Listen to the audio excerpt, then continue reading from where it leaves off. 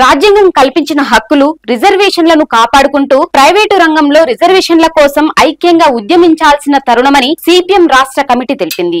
ఈ మేరకు ఆ పార్టీ రాష్ట్ర కార్యదర్శి తమ్మినేని వీరభద్రం ఈ నెల 4న ఒక ప్రకటన విడుదల చేశారు. ఈ సమయంలో రిజర్వేషన్ల వర్గీకరణ అంశంపై గత 3 రోజులుగా ఎంఆర్పీఎస్ మాల మహానాడు బల ప్రదర్శనలు చేసి ఒకరినొకరు విమర్శించుకుని ఘర్షణ వాతావరణాన్ని సృష్టిస్తున్నాయని వివరించారు. సమాజంలో కుల వ్యవస్థ బలంగా వేళ్లూనుకుని ఉన్న ఈ దశలో మాల మాదిగల పేరుతో వైషమ్యాలు రెచ్చగొట్టి వారి ఐక్యతను దెబ్బతీయడం సమంజసం కాదని పేర్కొన్నారు. సామాజిక న్యాయం సాధించుకునేందుకు అది ఆటంకమవుతుందని వివరించారు.